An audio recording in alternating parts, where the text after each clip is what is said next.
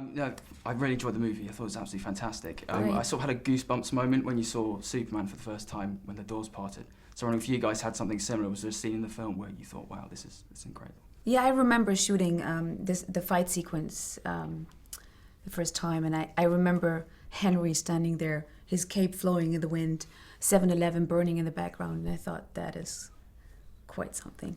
Yeah. Gave me goosebumps. Yeah. What about you, Michael? Is there a particular thing that stands out? Like a goosebumps moment? Yeah. I don't know. I like my entrance at the beginning of the movie. It's a pretty groovy way to make an entrance, I think. When we were at the premiere in New York, people were like, yeah! So it's pretty cool. What kind of reaction have you guys had when you told people you're in a Superman movie? Because I think everyone seems to smile when you mention Superman. He has this reaction to people. So, I mean, what's it been like to tell people that you're doing this?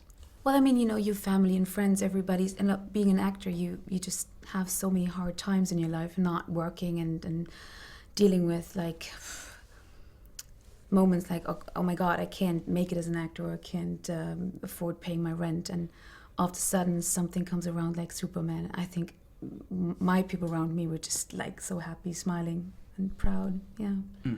Well, people are also like, well, what are you gonna do with it? Like, is it gonna be different? Like, Yeah. are you gonna be like Terrence Stamp? Or are you gonna be different?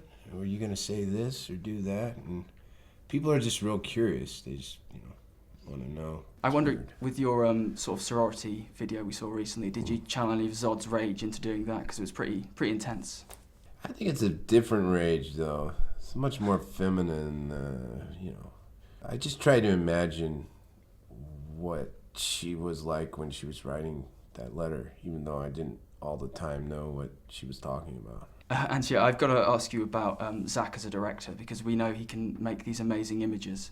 But what's he like talking to an actor, like one-to-one, a director to actor?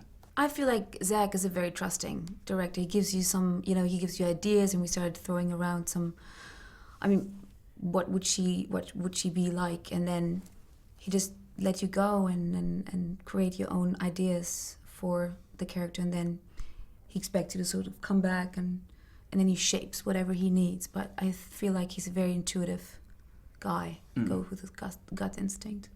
Very finally as well, last question. Everyone sort of seems to say, oh, what power would you like to have if you were Superman? But I've got to ask, what power would you least like to have if you were Superman? What power at least like that?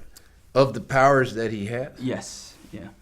The X-ray visions, that's tough. That's a tough way to live.